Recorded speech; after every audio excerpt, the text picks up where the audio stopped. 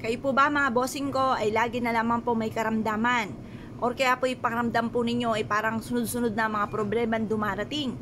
Or kaya kada katapusan mga bossing ko ay namumblema sa mga bayarin?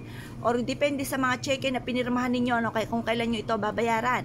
At kayo po ay namumblema? Asya, para hindi na kayo mamumblema pa, ako po yung may ituturo sa inyo mga bossing. Subukan nyo po ito, proven po ito mga bossing ko na maghihigop ng mga negatibong enerhiya. Kaya lang po, medyo mahal po ata ang sibuyas ngayon, hindi ko alam kung magkano. At ito po ay binili lang namin, sabay-sabay ang kanyang minota, hindi ko napasay kung magkano ang sibuyas ngayon mga bossing. Ngayon pa mga bossing, ganito lang inyo pong gagawin. Dito sa ating sibuyas, slice nyo lang po ito. Ilagay sa isang platito. Pagkatapos, bagamat mangangamoy putok sa inyo pong tahanan, pero ito ay proven na nag-aalis ng kamalasan. Ngayon po, mag-wish po kayo. Sabihin nyo po, higupin na lahat ang mga kamalasan ninyong pinagdadaanan at mapaltan po ito ng kaswertihan. Pero ito sibuyas, ito po ay proven kapag may karamdaman sa amin. Naghihiwa po kami ng ganito at inilalagay sa kwarto kung sino po ang may karamdaman para mahigop nito kung ano man yung mga negatibong enerhiya. Ganun din po kung parang ikaw po ay sunod-sunod ang mga kamalasan, pwede nyo rin po itong gamitin. I-slice nyo lamang po siya mga bossing kasi minsan hindi naman natin to ini-slice hanggat wala tayong niluluto, di ba mga bossing? Pero hindi nyo malalaman kung hindi nyo po ito susubukan.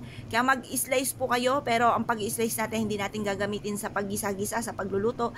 Gagamitin lang po natin to para maalis ang mga negatibo sa loob ng ating puntahanan. Proven na maswerte. Direct to the point, mag-wish ka, sa pamamagitan nito ay magtutuloy-tuloy na ang pasok ng swerte. Kahit isang sibuyas lamang ay pwede, pero kung magdadalwa kayo, hindi pwede ang dalawa, tatluhin nyo na mga bossing. Mas mainam tatlo kaysa sa dalawa. Mas mainam ang isa kaysa sa dalawa.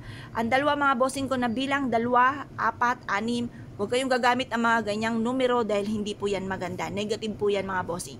Parang nagtatawag kayo ng mga negatibong espiritu. Kaya mas mainam mga bossing ko, yung mga isa or kaya po 3 ang gagamitin or 5. Pero sa sibuyas, pwede namang isa na lamang or kaya po 3 kung marami kayong sibuyas. Ngayon pa mga bossing, ilagay nyo po ito sa ilalim ng higaan ng taong may karamdaman. Or kung ang feeling po ninyo, yung paborito lang kayo ng pakamalasan para buong pamilya ay swertihin, wala namang may karamdaman mga bossing, ilagay nyo lang pong ito mga bossing ko, slice nyo lamang at ilagay sa may gilid ng pintuan ng inyo pong main door or kaya sa may likod ng pintuan ng main door po ninyo mga bossing. Ito po ay hihigop ng mga negatibong enerhiya at walang makaka-enter na kamalasan sa loob ng inyong tahanan.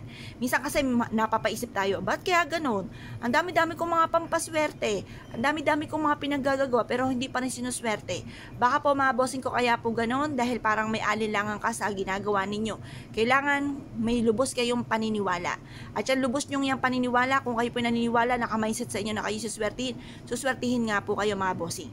Or kaya kung wala pa kayong mga nakalagay mga bossing ko, subukan nyo po ito dahil ito na may makakatulong po sa inyo at hindi po kayo mamalasin. Simple at napaka-epektibo mga pamamaraan mga bossing ko. Mapapasin ninyo, mas magiging magaan ang daloy ng swerte matapos nyo po itong gawin mga bossing. At i-mindset nyo na kayo magiging matagumpay kasi kung nasa isipan nyo ay pangit nga po mga nagaganap. Kaya alisin natin yung mga pangit na isipin, puro mga magaganda ang ating isipin. Kaya kung kayo pinaniwala mga bossing, asya mga bossing, good luck po sa inyo po lahat.